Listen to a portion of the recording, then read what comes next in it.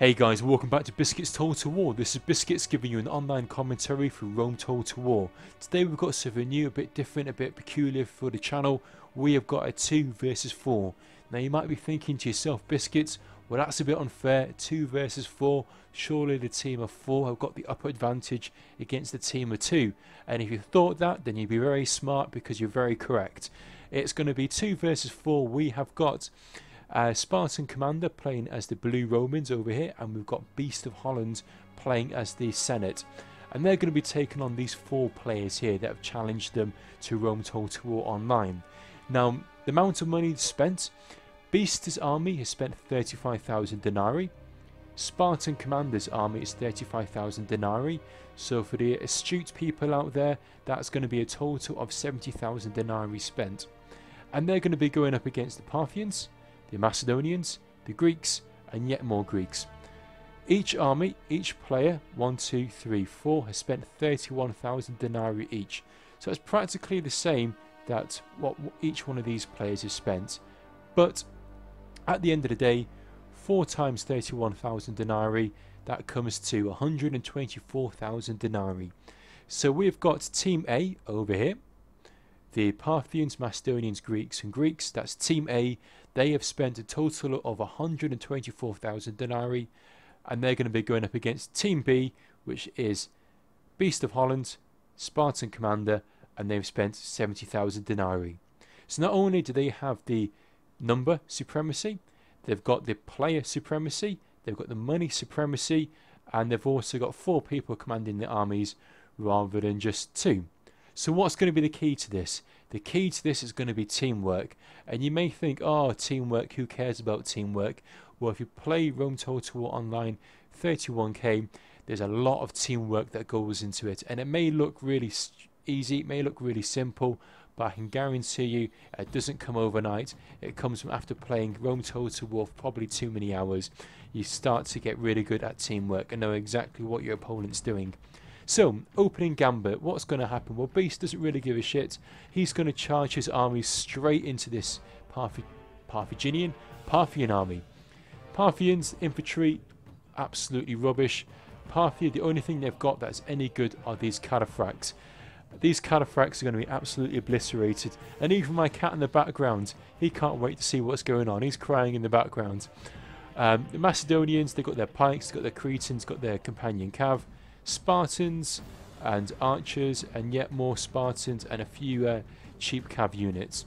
So what should really happen is that this army should all play together. They should, Team A of the 4 players should really work together, make sure they don't get isolated. But what's happened is within the first 5 seconds they've been isolated. Beast has seen that. He's not going to give them any chance of getting back together again. He's going to charge in his urbans straight away. Now urbans versus light infantry that the Parthians field, where there can only be one victor at the end of the day, and that is going to be the urban cohort. As you can see, they're smashing in there. This is the equivalent of probably getting a 18-wheeler heavy goods vehicle and just driving it straight into a milk float. Absolutely obliterated, absolutely devastated. Parthians, they're out in the battle, they're done and dusted. So this was a 4 versus 2, it's now going to be turned into a 2 versus 3, and that's within about probably what, a minute, 2 minutes tops. Parthians have been wiped out. And why is that? Is that because they didn't get any support from the opposition? Now it may sound really harsh what I'm saying, it may sound really unfair what I'm saying. I'm only just trying to be honest at the end of the day. At the end of the day, this is just a game, it's just a bit of fun, but I do like to emphasise the ability of teamwork at the end of the day, because if you're not going to learn anything from this battle today, it's working together as a team will give you a victory. If you go and attack them one by one, and when I say one by one, it's like one of those 1970s kung fu films where the baddies come and attack one by one and Bruce Lee just basically kills them off one by one. That's what you want to avoid, and unfortunately when you have relatively new players who Rome Total War, that's that thing they fall into.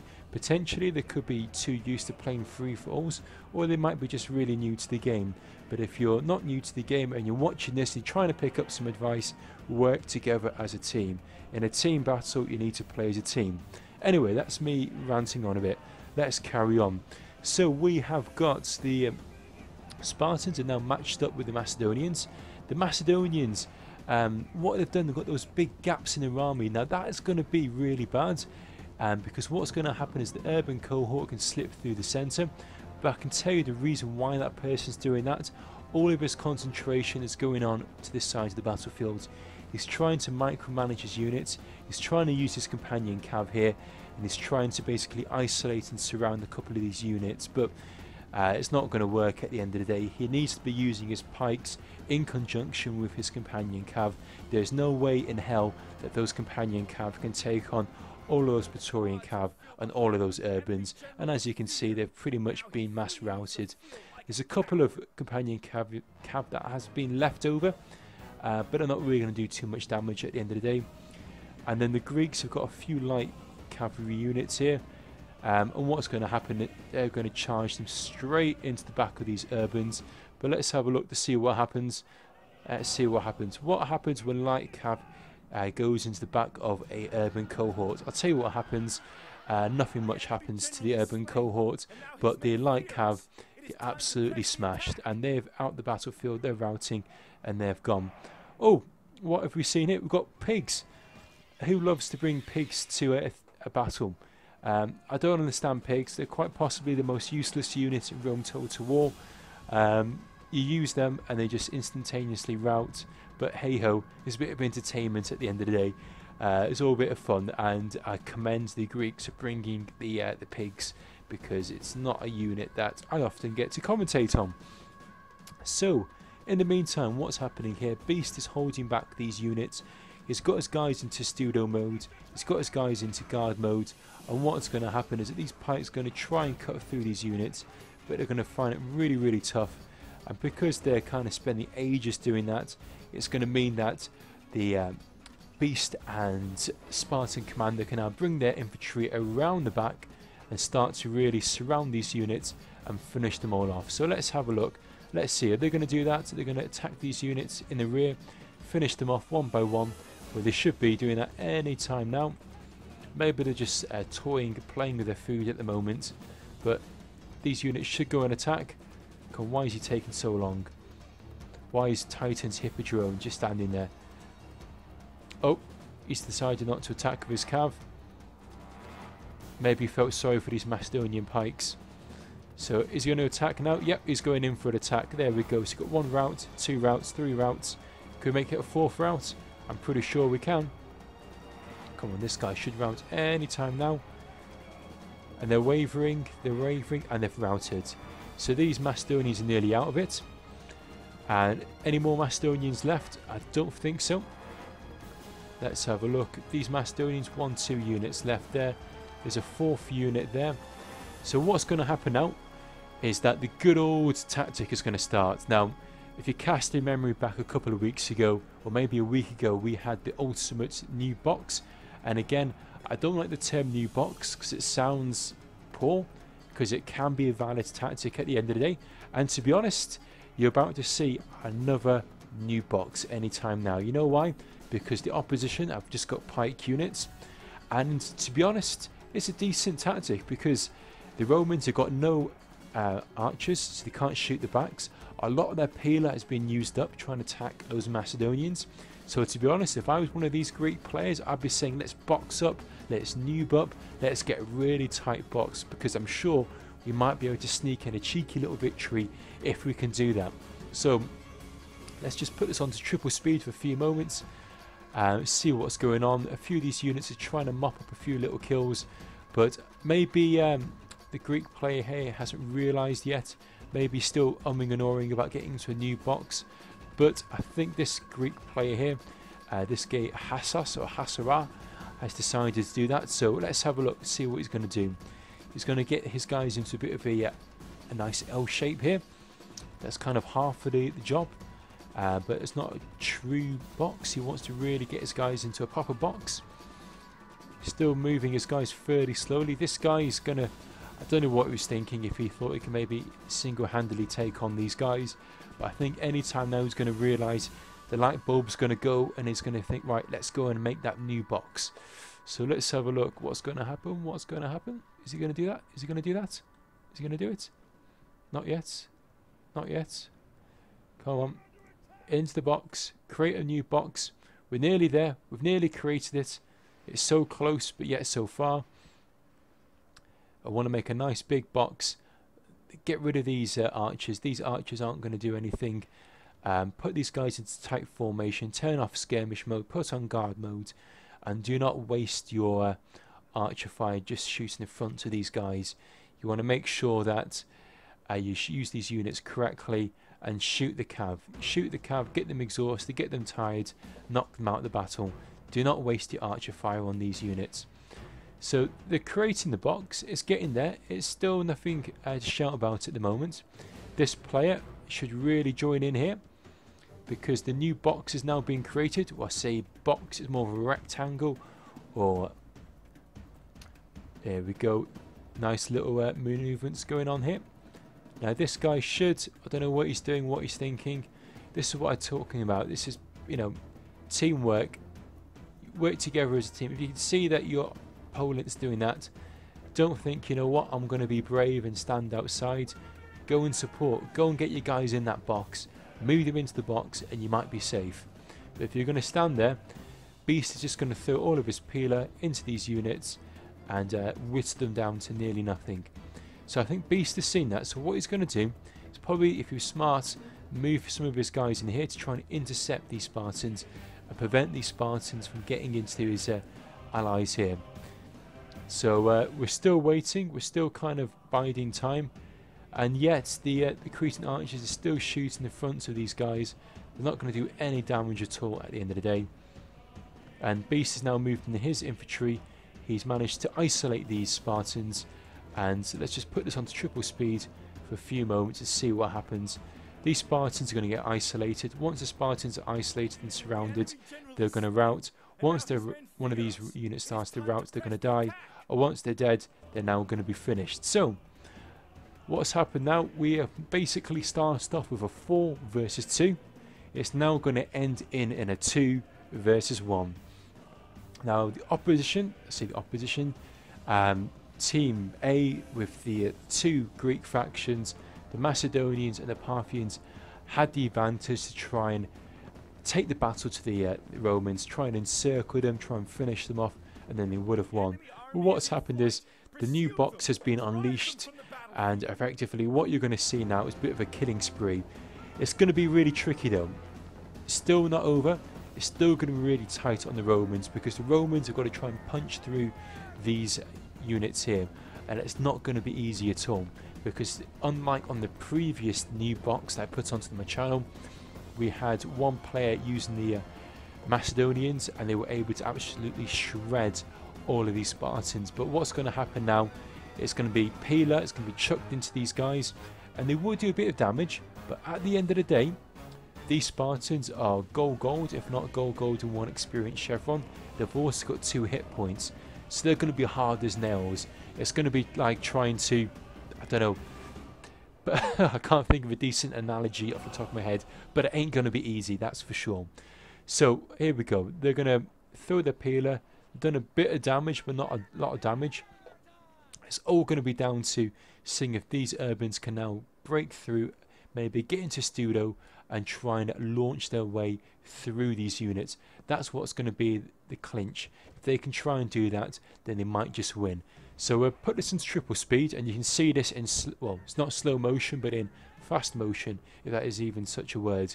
So what's going to happen is that the Greeks are now going to condense up, which is good.